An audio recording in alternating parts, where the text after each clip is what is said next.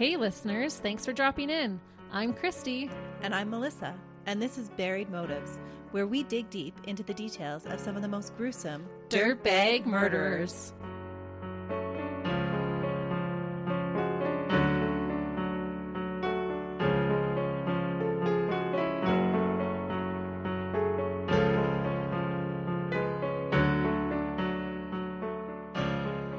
Hey listeners, Welcome back to Buried Motives. this is take 2 of this case. It really is. We tried last night to record, but we actually gave up because the wind was so strong. We were having a full-on winter blizzard. The winds were as strong as 70 kilometers an hour. So tropical storm minus the tropics. Add in blowing snow and poor visibility. Well, Melissa had to drive home. Tell us about that, Melissa. It took some creative driving to get home from your house. It's not so bad when you're driving in a blizzard and you're in town and you have all the street lights and the house lights to kind of help you gauge where the road ends. When you're out in the country, you just don't have those things. And so there was one point where I actually had to drive home only looking out my driver's side door to find the edge of the road. Oh my goodness. I would have been crying. I hate winter driving. But that's why we're recording again today. Take 2. Here we go again. This is actually a case that I don't think I'm familiar with when Melissa told me the name of the case, so I am excited. Which I'm so surprised about. Yeah. That you don't know this one. Unless we get into it and then I'm like, oh wait, yeah. I've heard this one. Christy knows all the cases. Not all of them, but a lot. So today we're going to be talking about the insanity plea. It's always been a fascination for me. It's not because I don't think that we should have compassion for people that are legally insane and that there is a difference between somebody who's in their right mind who commits a crime and then somebody who isn't in their right mind. And their accountability should be on different levels, I think. For sure. I think still held accountable, but yes, on different levels. Yeah. But it's the debate over what is sane and what is actually insane and the interplay of guilt and responsibility that leaves me confounded. We've covered a lot of cases that often have conflicting opinions between the experts about if the perpetrator is responsible for their actions or not. Oh, for sure. We often have cases like that. Where you get one expert that's saying that they weren't responsible for their actions because of such and such, and then you get another one saying, no, they were totally in control. Right. And it's that interplay between those different expert opinions that I find so fascinating. It's not so cut and dry sometimes, is it? And I wonder if perps sometimes play on that and try to appear more insane, because we've covered cases like that too, where they act up, in front of the jury or things like that, in front of the media, but then act totally different when left on their own. Absolutely. It's that difficulty to define and diagnose what actually is insanity that makes it so hard for these different experts to come to the same opinions all the time. Right, because it's not just a blood test. But the plea itself has far-reaching effects. And with the case that we'll discuss today, it seems that his sentencing and his subsequent freedoms that resulted from his insanity plea actually led to the death of another individual. Ooh. It's how this man plays the system that I think is fascinating. Wow. So today we're going to talk about Peter Woodcock, also known as David Michael Krueger. Michael Krueger. I know, right? The guy's got the best names ever. So he goes from Peter Woodcock to horror movie murderers. Yes, by choice. Oh, he changes his name to that. He changes his name to that. And we'll get into it. But throughout the case, I'm just going to call him Peter, just so that it's easier to understand. But I will let you know at what point he changes his name to David Michael Krueger. Krueger. Freddy Krueger. Yeah. Okay, let's get back to the case. Peter Woodcock, did you know, was Canada's youngest serial killer? No. Mm-hmm. That's why I was so surprised that you didn't know this case. Yeah, I really don't think that I do. So there are so many sides to this particular case that could have had their own episode. And I think that we'll have to cover them at a future time because they're so fascinating in their own right. Oh, fun. But today we're going to follow Peter's timeline only. I had originally thought that we could do like a case inside of a case, similar to how you did the Paul marriage case. But then there was so much information to cover that we would have been here for days. And we're already on day 2. That's right. So make sure to check out Buried Motives in the future for connected cases. Ooh, I'm 'Cause excited. I'm definitely going to do one of them. So Peter was born on March 5th, 1939, to Waida Woodcock, a teenage factory worker in Peterborough, Ontario. There are some limited reports that questioned if Waida might have been a prostitute at the time, and it was believed that she was between the ages of 17 and 19 and was unwed when she gave birth to Peter. Okay. Peter would stay with his mother just a short time. Within a month of his birth, she fully surrendered him to the Children's Aid Society. At the time, the Children's Aid Society was a charitable organization founded on the principle of providing aid to underprivileged children and to prevent cruelty toward them. There's not a lot of reasons why she gave up her child in the documentation, but from a description given of his early years, and just a base knowledge of how difficult it would have been for an unwed mother in 1939, you can make an educated guess that she didn't feel that she could care for him. Oh, for sure. Yeah. And if she is having to do sex work, that's not a safe environment. What do you do with a new baby while you're out working? That's right. And it didn't sound like she had much family support. Well, I was just going to say in that year, like 1939, a lot of families would have disowned you if something like that had happened. And she may not have already had the family support, because if she's working both of these jobs at 17, she probably doesn't have a safe place to go home to. Mm-hmm. So she tried to give him the best start that she could by surrendering him. That's right. She did breastfeed him until he was a month old, and it was difficult to gauge from the documentation if she had breastfed him and tried to keep him for a month and then decided to give him up, or if she had tried to give him up right away to the Children's Aid Society, but he had such difficulties feeding and wouldn't take a bottle that they continued to have her breastfeed him for at least a month. Oh, wow. But right from the very beginning, Peter showed difficulties with almost everything. Oh, so interesting. Right from birth, he had difficulty feeding. He would cry nonstop and would refuse to sleep. And today, we know that these are all warning signs of future mental health issues in infants. Really? Yeah, so when we go over an infant's history, when we're having the history described by the parents, those are things that you're watching out for. Wow. And it's just their inability to cope with the world around them and to regulate. You're talking about extreme, like constant. Extreme crying, extreme feeding issues. Right. Yes, and never, ever sleeping. But don't worry, any new moms that are listening. It is normal for our babies to sometimes not want to eat and be fussy and not sleep and that kind of stuff. That's right, because this is such an extreme case. This is For not sure. the norm. But those are some of the things that you watch out for. I just find it so fascinating that right from the very beginning, he was displaying some characteristics. Yeah. He was placed in several receiving homes, which today we would call foster homes. Okay. But his stays were all short-lived. And that's not a big surprise for a baby that is so difficult to take care of. He was too much for any of the families to actually handle. It's taxing when a baby won't stop crying. So there are reports that he had difficulty forming any attachments with any of his caregivers and would have difficulty developing language skills as well. Again, both red flags to future problems. So I'm really curious how you're going to take this to starting out with all these signs of a mental illness to, no, he was faking it, because you can't fake it as a baby. You can't fake it as a baby, but just because you have a mental illness doesn't mean that you're insane and not criminally responsible. Oh, very true. Mm-hmm. I'm just really curious how this is all going to interplay with one another.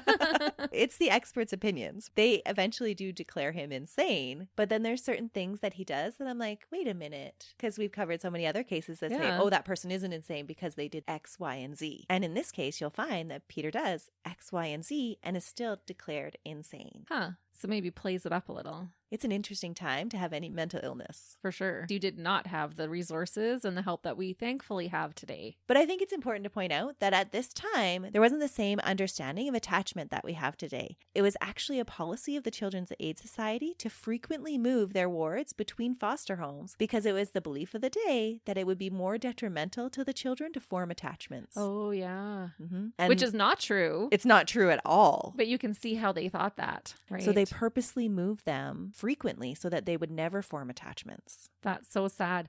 And now we know how important that early childhood bonding and attachment is. Absolutely. This belief didn't help Peter in any way. Aw. Peter's early speech was described as strange whining animal noises that did not resemble anything like childish babble that his caregivers expected. Oh. He would scream when anyone approached him. That's eerie. So he just had a threat bias that he needed to protect himself from anyone and everyone. Oh, that is really sad. At such a young age, he felt like nobody else was going to protect him. He felt in danger. All the time. Yeah.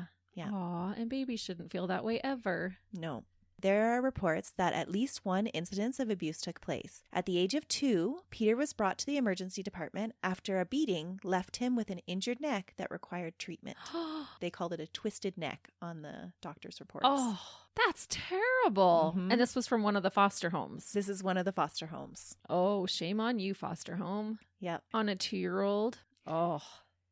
But can you imagine what it was like to live with this child? That if anybody approached him, he would just scream at the top of his lungs? Yeah, but I wouldn't twist his No, neck. and you wouldn't. But would you, Nurse Melissa? I would not. But I'm I just have kidding. felt that rage, right? I've been that parent that has this baby that does not ever stop crying. Yeah. And you do get to that point where I need to put you down and I need to go into a different room or else I am going to hurt you.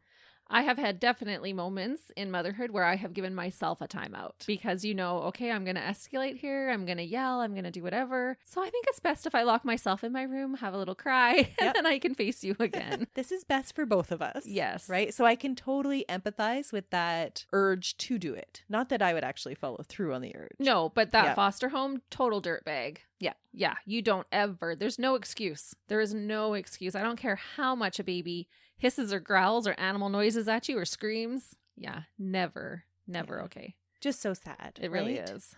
By Peter's later recounts of his childhood, he was ignored for long periods of time and left to lie in darkness, with no one picking him up or holding him. What?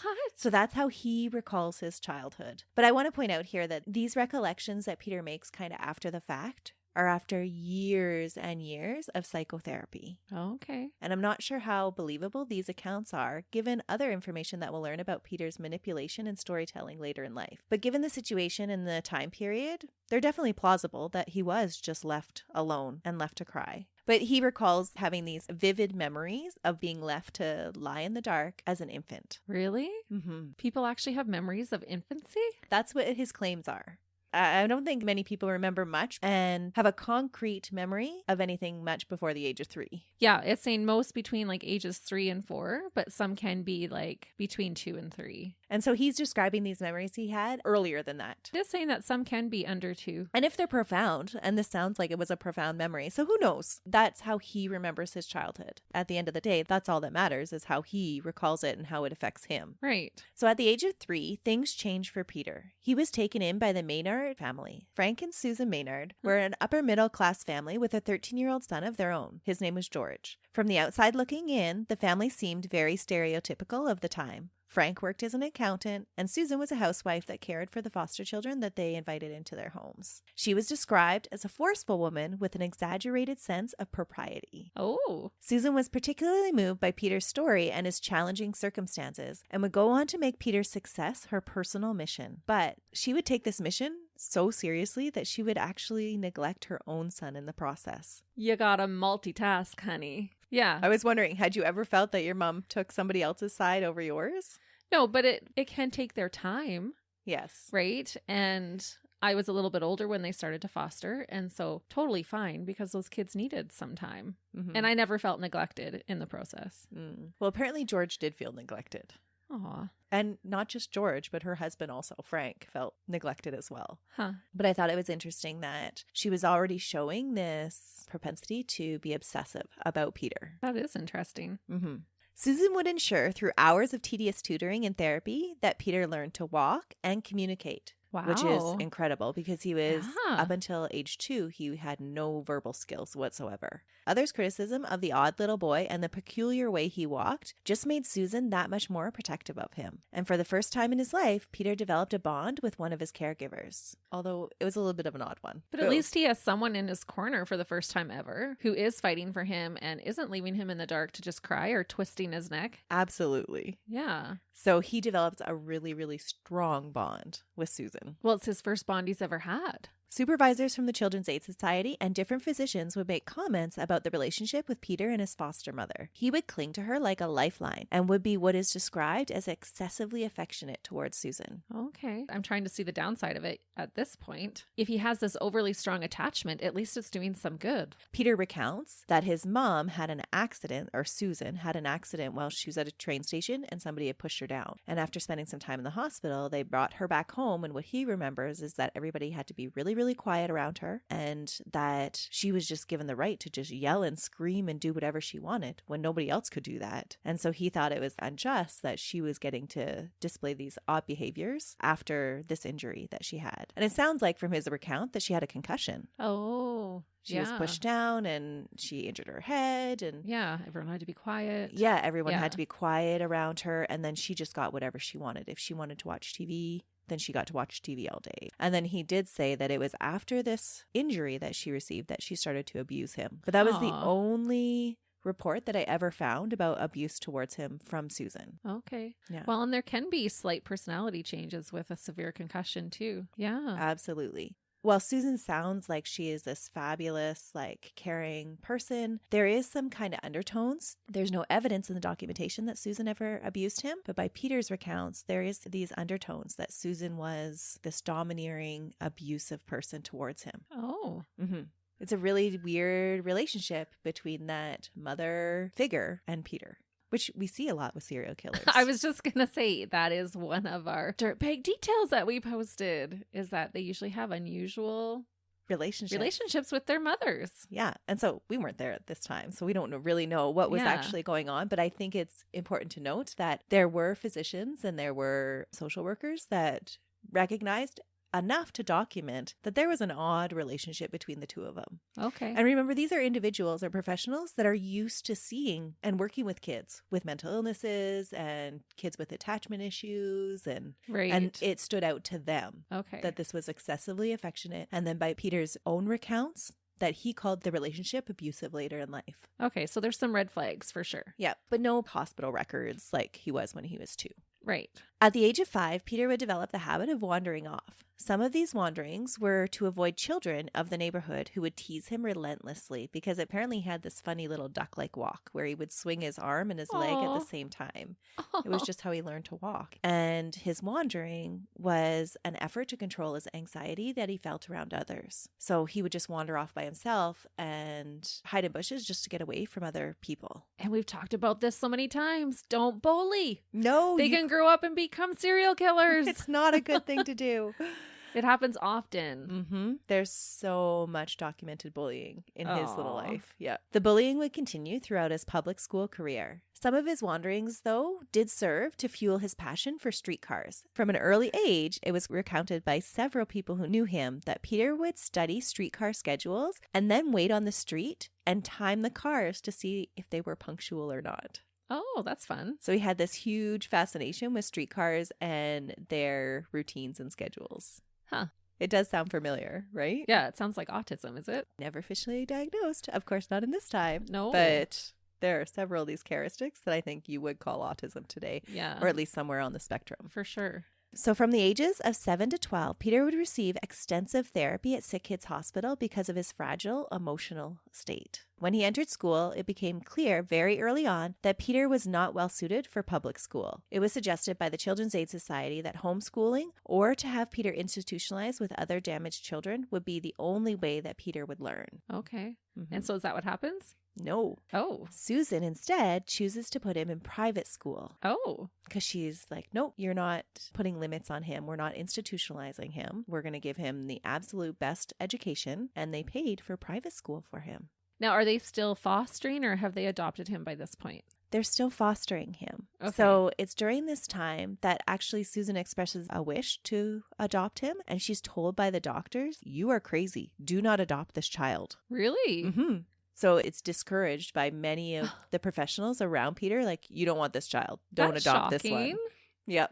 That's not nice. Yeah, I know. Every kid's adoptable. Nope. Apparently Peter was not. Oh. So that's the kind of mentality he grew up with. The professionals in his life was, no, he was not worth the effort. You should institutionalize him. Oh, for sure. But in the 50s, that's what you did do. If you had any type of birth defect or issues at birth, they went to an institution. And that was just what was accepted at that time. It was actually believed that the institution would be able to provide a greater care for these specialized individuals. Right. Wasn't there even a scandal about that in the royal family? Yeah. Yeah. 2 of the Queen's cousins, they were locked away in a mental institution. And the family members didn't even know that these girls had... No, it was all very hush-hush. That was just what happened at the time. Well, at that time, it would have been an embarrassment to the monarchy, right? And so... That you would actually have that genetic gene pool? Yeah. Absolutely. Yeah, it's all hush hush and swept underneath the rug. They went to the institution, and that's where they spent the rest of their life. That's so sad. Mm-hmm. And that's what was being recommended to Susan, is that, no, you definitely don't want to adopt this one. What you need to do is put him in the institution. But Susan chose to put him in private school instead. So this foster parent who wasn't adopting this child, which I think is a stand-up move, she just saw that he needed something different and she wasn't willing to commit him. Peter would attend the small school of Waycroft, but even in this environment, it was not suitable. And the Maynards would come to agree with Peter's doctors and the Children's Aid Society that he would require education at the Sunnyside Children's Centre in Kingston, Ontario, because of his fragile emotional state. Okay. And Sunnyside was a specialized school for troubled youth. It wasn't his academics that suffered at school, though. He was a rather smart boy, getting like 100% on his tests. And all of his teachers said that he was this polite kid that readily answered and was almost like a know-it-all. Oh. He had an impressive memory for details, and his difficulty with speech had subsided, and he could now express himself with a strong vocabulary. But it was the vocabulary of an adult, not that of a child. Oh, so he went from one extreme to the other. Yeah. From no verbal skills to highly advanced verbal skills. Yeah. But still communicated in like a really odd fashion for a child. In social settings, he couldn't keep up with the normal children's rules of engagement. He would often be left out of play for being small and weak and strange. It was noted that he could direct play among smaller children, but had significant challenges when it came to children of his own age. The older kids easily picked up on his oddities. He would be boastful and talk about strange things. But he did really, really well with older adults who could make allowances for his odd social, like him missing social cues, because they made up for it. Where kids couldn't. Right. And he only ever bonded with Susan, so he was comfortable more in an adult situation than with other children. Absolutely. And when he was with children, he hid from them. His interactions with other children would leave him fearful and resentful towards them. Oh, no. Mm-hmm. Is he a child killer? He is. Oh, no. You didn't warn me about that. Shall we throw in a warning now? This is about child killing, and it is brutal. Oh. Peter did find solace in imaginary worlds that he would create. Peter's imaginary worlds weren't typical of other children his age. The fantasies would be full of curious cruelty and the urges that Peter had. One particular one that Peter would entertain later in his youth was one about being a leader of a gang called the Winchester Heights Gang, a gang of 500 youth that would follow Peter around on his bike. In this imaginary world, Peter was the one everyone wanted to be and was the one that was in charge. So these fantasies would go on throughout Peter's lifetime, even into his adulthood. That's wild. Mm-hmm. But come on, who doesn't want to have a gang of 500 following you on your bike? And it totally makes sense with his upbringing of why he would want that gang and want to be the leader and want to be in charge. Sure. And yeah. And there are so many that, like 500 youth. That's like that's an lot. Insane number, right? But just everybody wanted to be in his bike gang. In real life, Peter was undergoing therapy sessions and he was using the things that he learned there on other vulnerable youth. And he's actually manipulating the other children. Wow. Mm-hmm. He would convince classmates that if they wanted to be in the gang with him, that a favor was required. His favors for entrance were often sexual games played when adults weren't present. Aww. Peter, at the age of 13, was caught fondling an 11-year-old girl, and then Peter would later claim that he had sex with a 12-year-old, but that it was consensual. What? Mm-hmm. So we're getting into our dirtbag stage now. Yes. Less, oh, poor Peter, and more, oh, maybe we've just created a monster. Yeah. Or did he start out as a monster because he had all these issues? Right from the very beginning. In reports by the Children's Aid Society made during the time that he was in school at Sunnyside, Peter was described as slight in build, neat in appearance, bright eyes, and wide open worried facial expression, and moves rapidly, darts ahead, is interested and questioning, and constantly in conversation. That paints quite the picture. At the age of 10, doctors at Sick Kids Hospital believed that Peter displayed schizophrenic tendencies. And by the age of 11, he was being described as an angry little boy with very little self-control and acting on everything that entered his mind. Ooh, so no impulse control. No impulse control. And that's dangerous. Mm-hmm. But does it mean he's insane? I don't know. It depends on your definition of insane. Yeah. And that's where you go back to all these different experts that have differing opinions. Yeah. Different criteria of what makes you insane. Right. But you think it should be more standardized because it has such far-reaching effects. So I looked it up. The definition of insanity is just the state of being seriously mentally ill or madness. It's so broad. Yeah. Because I don't think everybody who's seriously mentally ill is insane. Not by the sense of how we use that term. No. Well, for me, when you think of insane, it's more so that they have no control over their actions. Right. And they have no understanding of what they're doing. Right. I don't know. For me, if you are with it enough to know how to manipulate somebody and use things to your advantage, that to me doesn't scream insane. No. Because you have an understanding of what you're doing, your actions, and the consequences that they'll lead to. Yeah, that to me is more being calculated. That's right. Yeah. So although Peter was never thought to be violent by any of his psychiatrists or the social workers that worked with him, there were several signs of his violent tendencies when viewed in hindsight. During an outing at the Canadian National Exhibition with a social worker, he expressed an interest in having a bomb fall on the fair that kills all the children. Which, that's dark. It is dark, but I thought, okay, let's think about what his upbringing is. Children are always so mean to him. Yeah. And so maybe that was just one of those thoughts and he just voiced it and he didn't know to keep it internalized, right? Like, right. Wouldn't it be great if there were no children in the world? If I could only hang out with adults because adults liked him. Right. And let's face it, we could talk a whole episode just on intrusive thoughts. Yeah. Everybody gets an intrusive thought from time to time. Absolutely. And he just has shown repetitively that he doesn't have the impulse control not to blurt out those intrusive thoughts. Right. So who knows if that's what it was or if this was something like that he wanted to actually see happen and he theorized on it and fantasized about it. But it was a thought that he shared with one of his social workers. When he was left alone, he tore down window blinds, chopped up all of his socks, carved symbols into the dining room table, and smashed a very valuable radio of the Maynards. Oh. Mm-hmm. It was reported that he liked to sit alone and cut up all of his clothing. That's weird. Mm-hmm. One day, Susan left the house for 20 minutes and came back to find her canary dead. Peter had laid it out on the piano, surrounded by candles. What? Like a seance? Mm-hmm. He told his mother that the family dog had killed the bird. She was mortified by the murder of the canary. And from that time forward, Susan was afraid to leave him home by himself because she feared he might catch the house on fire. Whoa. And that is a serial killer characteristic. And so is cruelty to animals. Yeah. Yikes. I haven't said yikes in a while. That deserved a yikes. In September 1954, at the age of 15, Peter returned to live with the Maynards. He had finished his education at the Sunnyside School, and social workers had warned prior to his discharge from the school that he was not ready to face society. They had actually recommended that he stay a year longer, so that it sounded like the typical age to kind of age out of the Sunnyside School was 14, and they kept him a year longer because they didn't think he was ready to go home. And their warnings would prove true. He still lived in an imaginary world with the Winchester Heights gang and had an obsession with public transit running on time. He was sent back to Waycroft, the private school that he had attended earlier, and he tried to fit in by joining the Glee Club and the Drama Club, but again, Peter would be bullied, and he would switch to the Lawrence Park Collegiate School. There, other students would vandalize two of Peter's prized possessions. They pushed him down an embankment and broke his bike. Oh, kids are the worst. Mm-hmm. They also ripped the Sea Cadet badges that he had earned in Sunnyside off of his jacket. These were two things that Peter was immensely proud of. He had earned the Sea Cadets badges by completing a program and had been given the red and white Schwinn bicycle by his foster parents. The bike allowed him to escape bullies and to watch the trains and streetcars and to do other sinister things that we're going to get into. But his bike was like his most prized possession. Well, even in his fantasy, being the gang leader, it's all on his bike. That's right.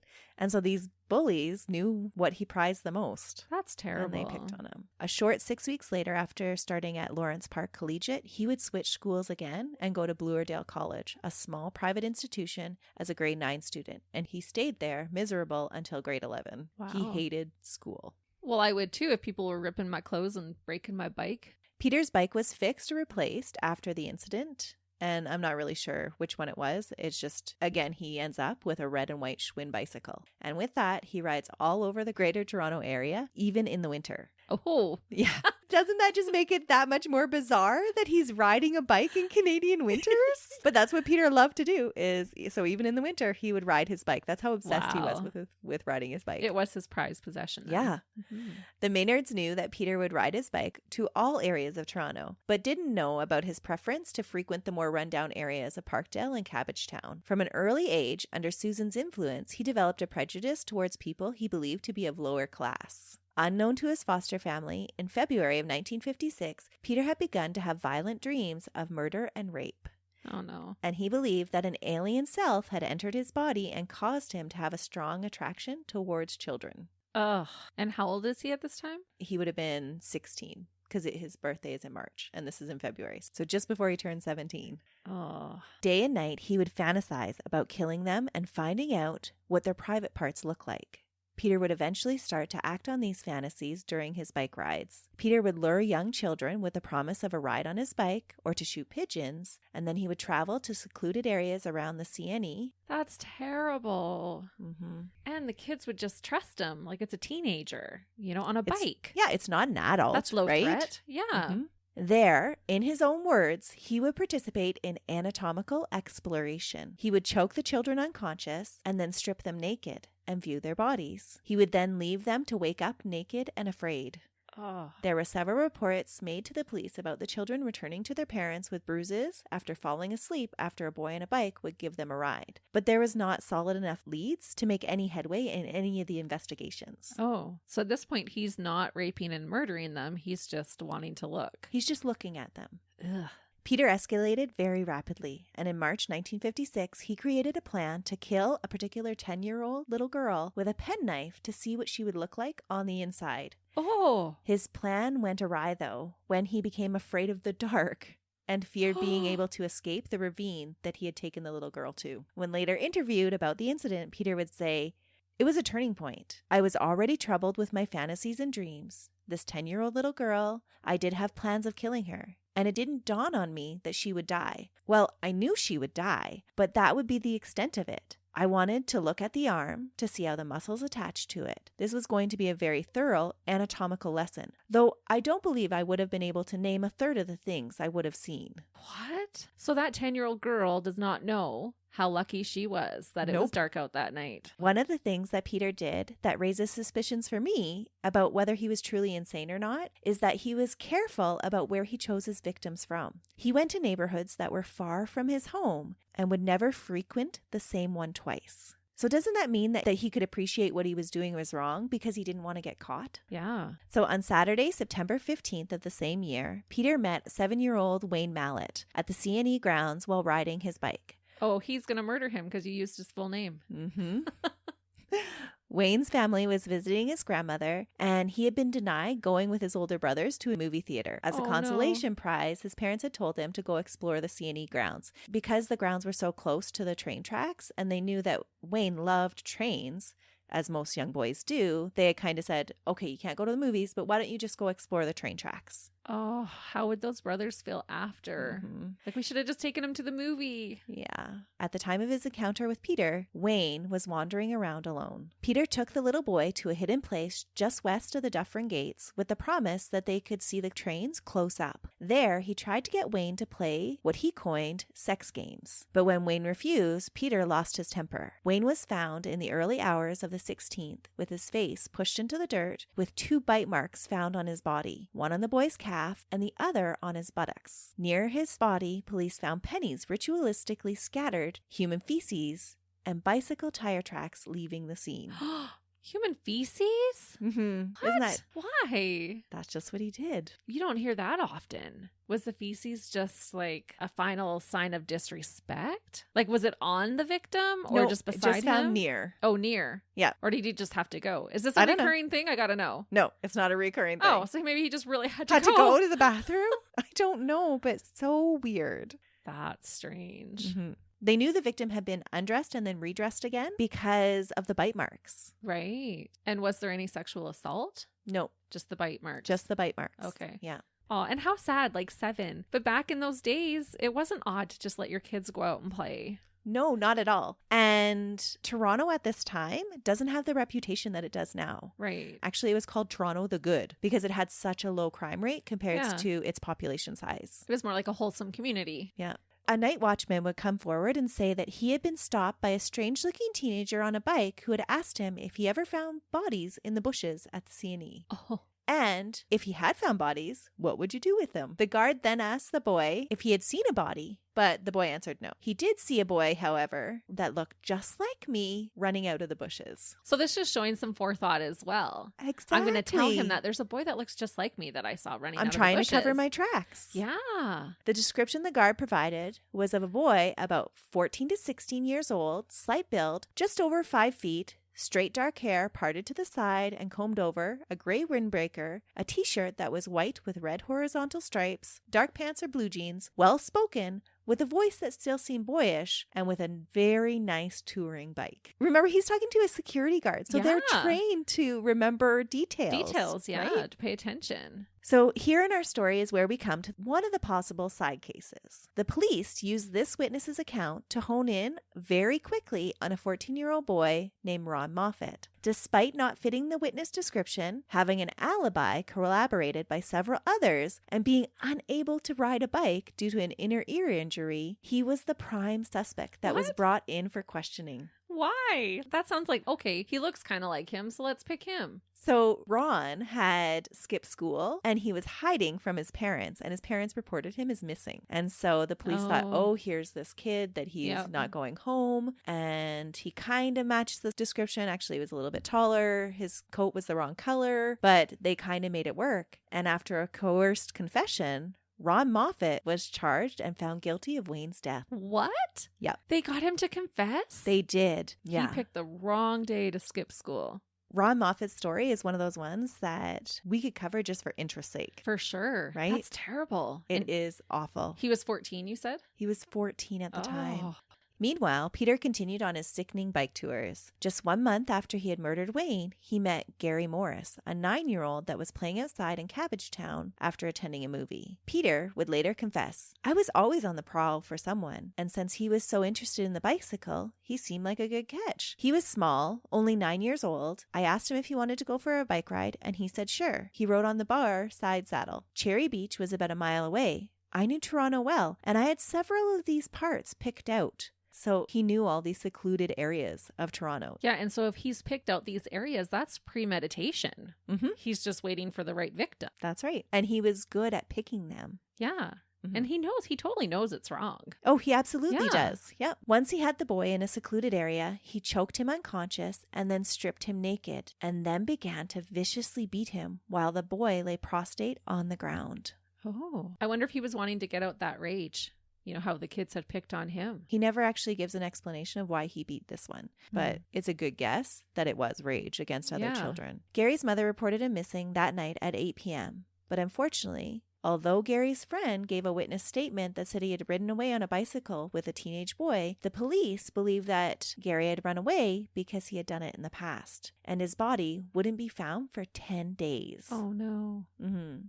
So because he had run away in the past, they just figured, oh, he's just run away again. And they kind of discounted his friend's witness statement that a boy on a bicycle had taken him. Yeah. So not the best police work going on right now. But you have to remember, Toronto at the time isn't used to a lot of crime. And so their detectives and their police are actually really inexperienced. The coroner would determine that Gary had died of a ruptured liver. His body would have Peter's bite marks on his neck. And like the first murder, Peter had ritualistically spread items around the crime scene. This time, it was paper clips. And like his first victim, he had redressed Gary's body. And they didn't make the connection to the first one? Despite the obvious similarities between the two crime scenes, no connections were ever made. Okay, I'm standing by my statement then. Shoddy police work. The police continued to believe Wayne's murderer was safely behind bars, and Gary's murderer was their only focus, and Peter wasn't a suspect. And it just happens to be two different teenage boys on a bike, biting them, redressing them, putting little trinkets around them. But you have to remember that at the time, there was no concept of a serial killer. That term actually wasn't coined until 1981. Right, but they still have brains and can think, maybe this was the same person. There's a connection. Even if there isn't a name to describe what this person is, someone can kill more than once. But they think that they've already found the murderer for the other guy. Come on. Yeah, it looks very obvious looking back. It does. Peter's next victim was Carol Voice. On January 19th, 1957, after finishing his Saturday chores, listening to some music, and visiting some stores after lunch, Peter came across two young children playing outside. After asking the children their ages, Peter chooses 4-year-old Carol to take for a ride on his bike. Aw. Peter would take the young girl to the Bloor Viaduct. When she wasn't watching, Peter grabbed her from behind and began to choke her. As he choked her, Carol fought back. She ripped her fingernails against Peter's clothes and tore at the mud. When Peter eventually overcame the 4-year-old and she became unconscious, he undressed her and looked at her body. But this time, looking would not be enough. He molested her with his fingers and then inserted a tree branch so forcefully into her vagina that he caused an internal hemorrhage that would lead to her death. No. Mm-hmm. That's terrible. He's an extra dirtbag. So disgusting. Peter redressed Carol and then tried to leave the crime scene, but he had difficulty climbing out of the ravine and took his frustration out by beating Carol's lifeless body. Oh.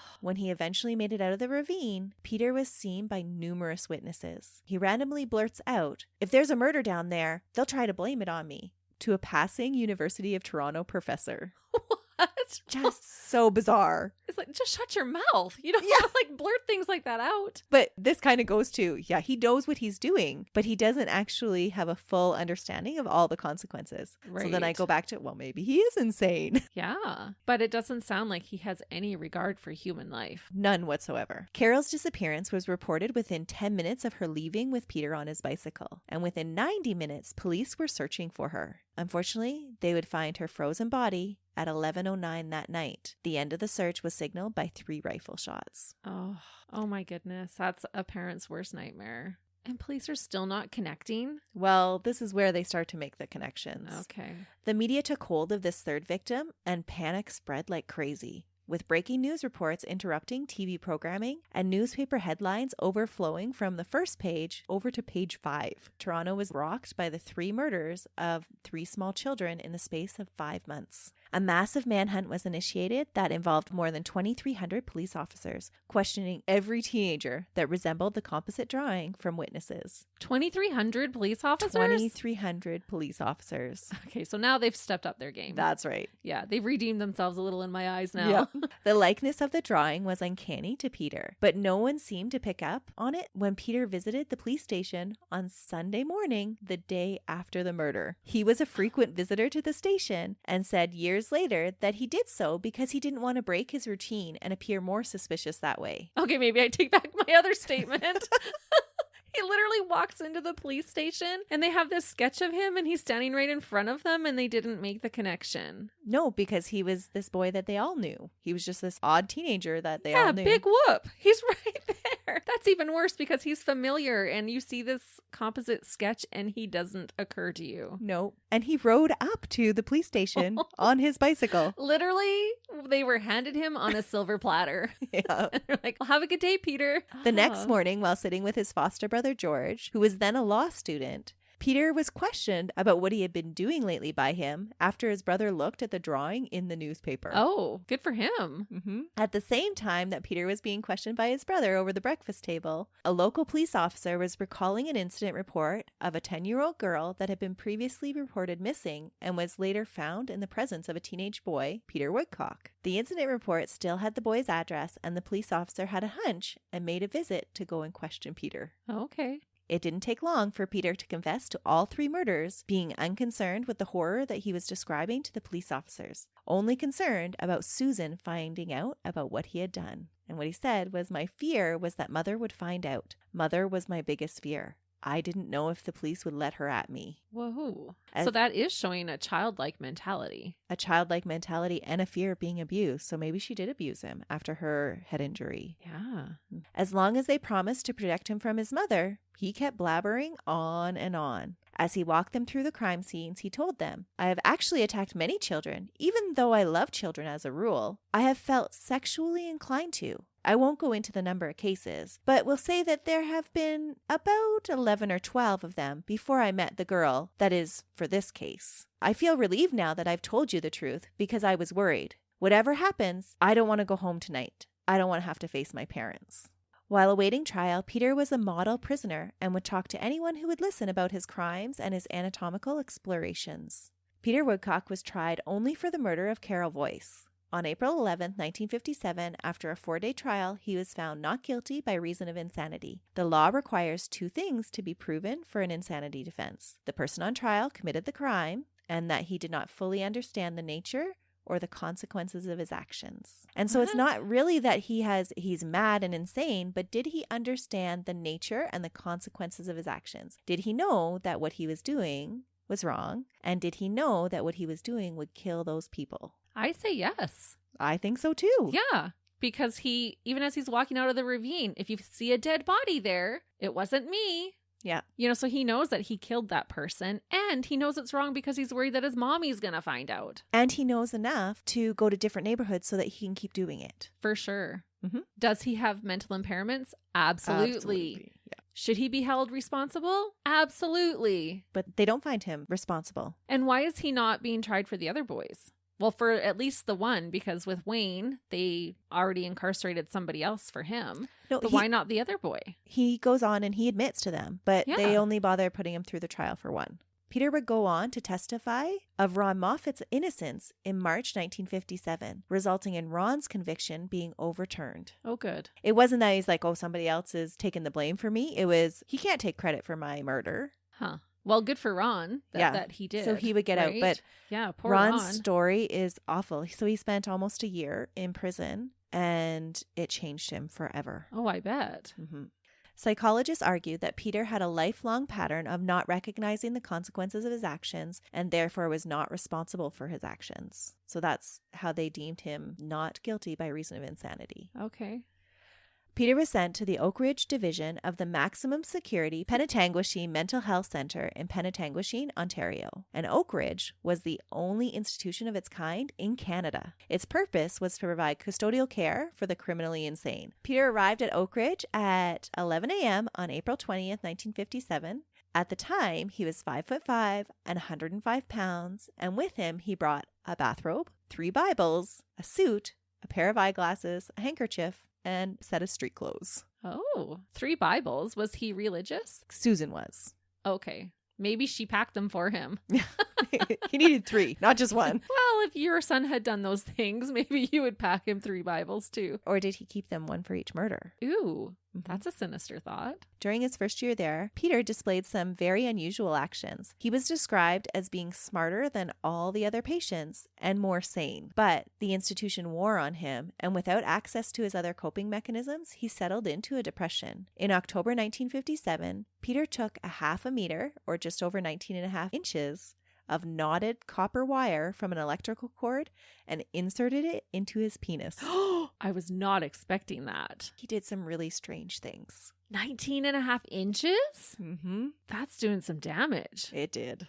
Susan, ever his advocate, became concerned over this event and Peter's intentions with it and began corresponding with Peter's psychologist. These letters would continue into the late 1960s. And apparently having some communication and knowing that Susan still cared for his welfare was enough to lift Peter's spirits. Oh. So nobody really understands why he did this. Was he trying to just hurt himself? Was he after the sensation of it? Was he trying to commit suicide? Like, nobody knows. Not that that's a good way to commit suicide. No, I was just going to say, there's other things he could have done with that wire than inserting it. Any male listeners, I bet, just cringed. Like, no tomorrow. 19.5 inches. Yeah. As his groin healed, he became the busiest homosexual in the mental health facility and was constantly being reprimanded for being in other men's cells or rooms.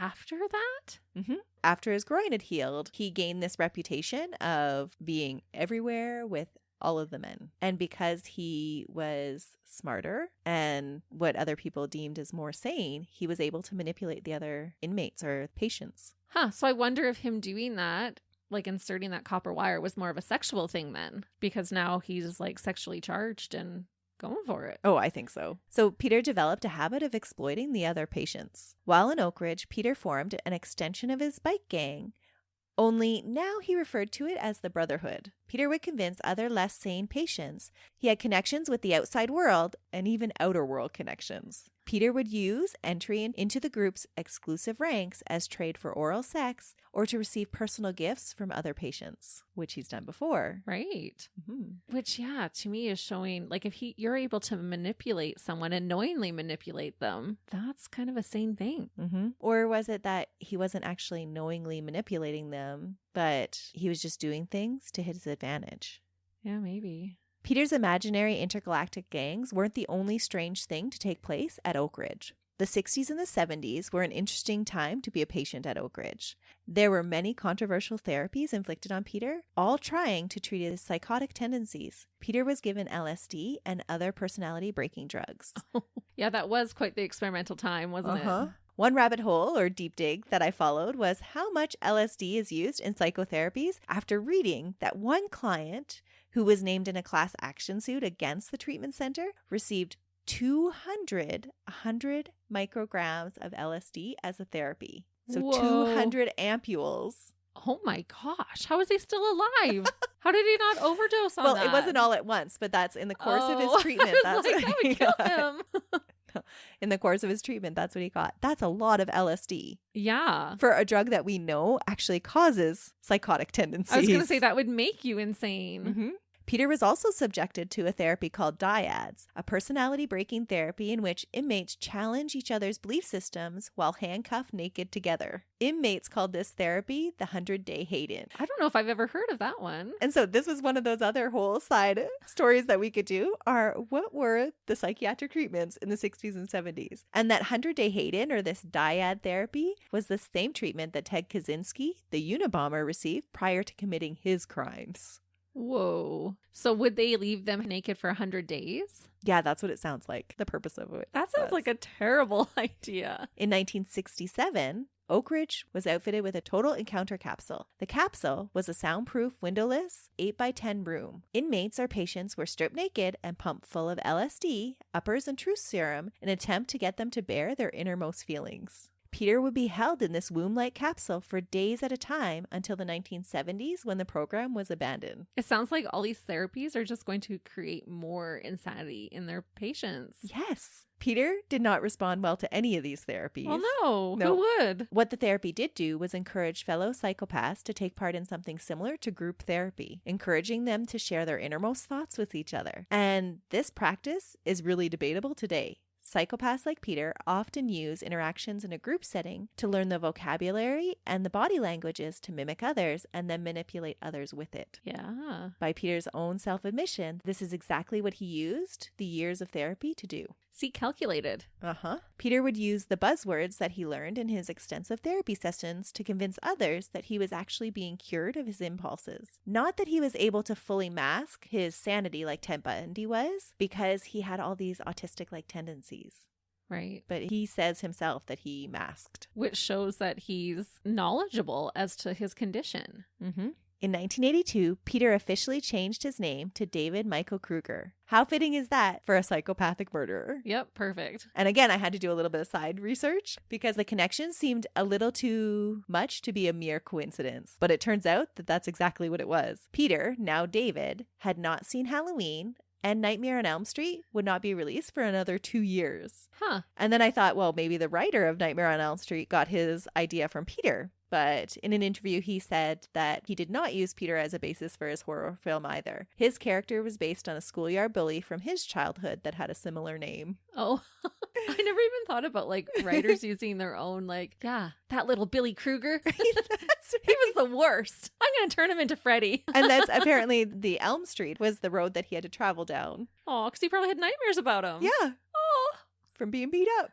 Peter would claim that he changed his name because he believed that the alien body he associated with driving his negative urges was attached to the name, and that he wanted to choose a name that had less derogatory nicknames associated with it. Oh, the whole Peter Woodcock thing. That's right. I'm not so sure about the first one, but you can definitely understand the second one. Yeah. With his new name, Peter convinced the hospital staff and the psychiatrists that he was cured and would be a prime candidate to move to a medium security Brockville Psychiatric Hospital in 1989. There, Peter enjoyed more freedom. He had supervised outings to Smith Falls Railway Museum and was even taken to the movie Silence of the Lambs. No. Yes. You don't do that. They took a psychopathic killer to Silence of the Lambs. Did they give him a notebook and a pen so he could take notes? You take him to The Sound of Music. No, nothing with children in it. Oh, true. Take that back. Peter also rekindled a love affair he had with Bruce Hamill. Bruce has a whole story himself that we could devote a whole case to. Bruce had been convicted of murder and had been a patient of the hospital, the same as Peter. He had been released because he was no longer deemed a threat to society and now worked at a security job in an Ottawa courthouse. In a courthouse? Yep. Wow. That's putting a lot of power into a murderer's hands. But he's cured. Huh. He definitely is one of those ones that we will revisit again because he has such an interesting story. Yeah, I'm intrigued. Peter convinced Bruce that the Alien Brotherhood would solve all the difficulties that he was experiencing in his life at this time. All he had to do was a ritual that involved killing another patient of the Brockville Psychiatric Hospital. Dennis Kerr. Dennis had spurned Peter's sexual advances and would be the focus of Peter's next murderous plan. So this time he's actually planning it out. Yeah, and it's a revenge killing because he dismissed him. Yeah, it appears that way. Sounds pretty sane to me. I mean, it's not. You know what I mean? Okay. But you know what I mean? Like, it's like he's giving that forethought. On July 13, 1991, Peter had earned his very first citizen-supervised day pass. Bruce would be his escort. It was his first unsupervised release in 34 years. Whoa. So the two lovers had been planning their outing in detail for quite some time. The two told staff that they planned to eat out at several restaurants in succession and then were planning to return to the hospital to watch a movie together. But that wasn't the truth at all. No, they're going to go kill Dennis. Absolutely. Bruce visited a Canadian Tire store prior to picking up Peter. With him to the store, he brought a large pipe wrench wrapped in newspaper. Bruce spent more than an hour looking at every hunting knife before choosing one and then adding a hatchet and a sleeping bag to his cart. When he paid for his purchases, the store clerk offered to bag his other item, the pipe wrench, into 2 shopping bags. Bruce would make one last stop to a pharmacy to buy a pack of Nidal. Shortly before 2 p.m., Bruce arrived at the Brockville Psychiatric Hospital to sign Peter out, putting his sleeping bag that concealed the weapons on the counter while he signed the papers to get Peter out of the hospital. So he has like a kill kit right there with him. Yeah, and he just sets it on the counter as he's signing out Peter. Whoa, that is wild. From there, the couple went to the nearby woods located on the grounds of the hospital, nicknamed Procreation Park by patients of the facility. You can guess what kinds of activities took place there. That's Makeout Park. Yep. They went to an area that they had previously chosen and hid the weapons and the sleeping bag. They then went off to find Dennis Kerr. Dennis was a 27-year-old patient of the Brockville Hospital and somewhat of a musician. The two met just the person they were looking for on their way back from hiding their materials. Peter had already agreed to loan Dennis $500 to buy a drum set and had previously set out the terms for the loan. So Dennis was actually out looking for them to get his money. When the couple came across Dennis, Peter told him that he would have to go and retrieve his money and that they would meet him at the sumac grove to give it to him. Where they have their kill kit conveniently waiting. The two signed Peter out for a second 3-hour pass and rushed back to the sumac grove to await Dennis's arrival. So they knew they needed more time. He only had so much time on these passes. So he went back, signed himself out again. Bruce signed him out again. And they run off to the sumac grove to wait for Dennis to show up. Wow. It's like putting more money in your meter. Yeah. Wait, we're not done yet. When Dennis arrived, Bruce played like a decoy, luring Dennis into the grove. And Peter jumped out from the bushes and struck him across the back of the head with the pipe wrench. Dennis's last words were, "What did you do that for?" Aww. Before Peter hit him again. So he was totally blindsided. Mm-hmm. Bruce then jumped right in and started stabbing crazily. The two then proceeded to hack and stab Dennis's body. In a half-murder, half-dissection-like way, they started mutilating the body and nearly severed his head. Oh. Peter later said that he was particularly excited to hear the death rattle and felt that he saw the man's spirit leave his body. Ugh. Bruce began the ritual he needed to do for the Brotherhood's acceptance. He and Peter, both drenched in blood now, sodomized the dead body and began to chant around it. When Bruce had completed his part, he took the Nidal that he had purchased and laid down and went to sleep naked in the sleeping bag. Ew, covered in blood. While Bruce drifted off, Peter watched the body and continued to poke at it. When bored with Dennis's body, he went over to Bruce's sleeping form and ran the knife over his naked chest and testicles, but ultimately decided against killing him, feeling that he had done enough already. Did he cut him? Nope. Or just like gently? Just gently running the knife over him. And Bruce had no idea because he was asleep with the by medicine. This is by Peter's own admission. This is what he did. Yikes. And wouldn't that be practicing restraint? That's true. Good if point. If you're this crazed killer, would you be able to practice that restraint? Right. And this is his boyfriend. Mm-hmm. So there's some emotion probably in there that stopped him from doing it. Maybe. All of this was done within an hour of Bruce signing him out of the mental hospital. The first time that he had been without supervision for 34 years. Whoa. And it's overkill. Like he didn't just... No, he just went to town. Small little crime. He went right for it. Mm-hmm. Which proves that he is not fit to be put back into society. No. He should be locked up forever. Yeah. And had he been declared sane and responsible for his actions, he would have probably got the death penalty. Yeah, maybe. Who knows with the justice system? He could be out on parole. Yeah, that's true. He might get out easier. If I don't think back at this time, just judging from what Ron Moffat's sentence was. That's true. Peter then left the crime scene and walked straight to the Ontario Provincial Police Station, turned himself in, saying, "I want to turn myself in. I've committed a horrible crime, and I deserve to spend the rest of my life in a penitentiary. I killed someone. I didn't do alone. There's another person involved. He's still there. He's a very dangerous man." Peter then took them straight to the Grove, where they found Dennis's mutilated body and Bruce thrashing around naked, tormented by bugs. When the police arrived, Bruce believed that they were the promised alien brotherhood coming to take him. Oh. As the police approached, he started screaming at them. "Are you here to take me? I'm ready. I've done everything you wanted. Where do I go? Is your vehicle here?" He flew into a psychotic rage and had to be tackled to the ground by the police officers. So he's the crazy one. And with Peter turning himself in, he knew dang well that there was no aliens coming. Yep. Yeah, I don't think he was criminally insane. I agree with your assessment. Yeah. That if he actually thought aliens were coming, he would have waited for the aliens like Bruce did. Yeah. Right? Bruce was taken straight to the Brockville lockup. They didn't even bother. He was like, "No, he's insane. We're just taking him right back to the hospital." But Peter was held in the city police lockup after receiving stitches to his hand because he had sustained a cut during the attack when he was doing all the stabbing. There, he was so aroused by the events of the night that he masturbated the whole time he was in the jail cell that night, in full view of everyone. The whole night? The whole night. It's reported that in a 10-hour period, it's estimated that he masturbated at least 6 times. Just out in front of everybody. Like, he doesn't even care. Yeah, but he has spent 100 days handcuffed to a different guy, naked. Yeah, that's true. Right? Like, that would get rid of those inhibitions, probably. Mm-hmm. So then, in the course of trying to treat him, did they make him so much worse? Oh, I'm sure. Yeah. I don't think they helped. Because look what he did on his very first day of freedom. Mm-hmm. For the murder of Dennis Kerr, Peter Woodcock was transferred back to Oak Ridge Division of the Penetanguishene Mental Health Center. In the years after Kerr's murder, he has tried to explain why he killed, but his reasons have never been good ones. In a 1993 interview, he said, "I'm accused of having no morality, which is a fair assessment because my morality is whatever the system allows." So essentially, he committed the murders because no one stopped him from doing it. On March 5th, 2010, on his 71st birthday, Peter died of natural causes.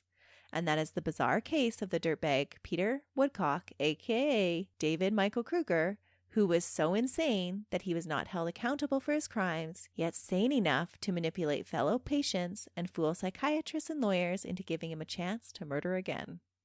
Wow. No, I think he was sane enough to be held accountable. And if he had been sent to prison, he likely wouldn't have gotten out and been able to murder again. No, I don't believe he would have at all. Well, you did dig deep on this case. You gave us a lot of his history and lots of following rabbit holes. Oh, I can see how that would happen in this case for sure. So I'm curious where you're going to take us next week. Well, next week is Valentine's. So next week you'll be bringing us a Valentine's Day story then. I will. I will give you a Valentine's Day story, buried motive style. Ooh, is it another star-crossed lovers one? It's not. It's a love story made of nightmares. Let's just say that. Oh, so I can only imagine. But until then, we hope you have a wonderful week. See ya. Bye.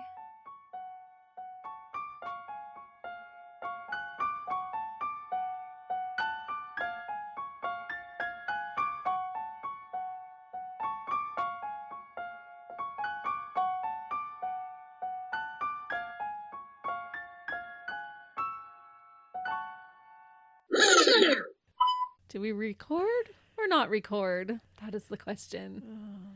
If we're not breaking wind, it's just the wind outside.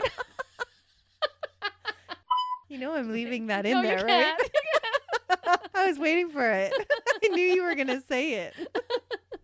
I didn't know until I said it. So you know me better than I do. We should have just recorded all the stuff I said earlier. Okay, insanity. Yeah, we're all going insane here. That's what we're doing. Who is also known as David Michael Krueger. You're already giggling, Christy. Remember we established that we're like teenagers over here. You did this on purpose, didn't you? She's like, yep. I did. Saw it, had to do it. Came over it. I knew you were going to say that. I knew it. I'm like, she's going to go for Friends. I'm not politically correct. Throw this thing from it. There wasn't the same understanding? You got him. You got him. You got him. You got him. You got him. Yada, yada, yada. You got him. You got No, she can't say it right at all. He would study the streetcar. A streetcar? A streetcar. Do you know what that is? Hey, if you know it all, you might as well be a know-it-all. Yep, that's right. That's what happens when you stick electrical cord up your woo. Electrically charged, yeah. Famous last words. I don't think Maybe we need to should listen. To it. Okay, hang on.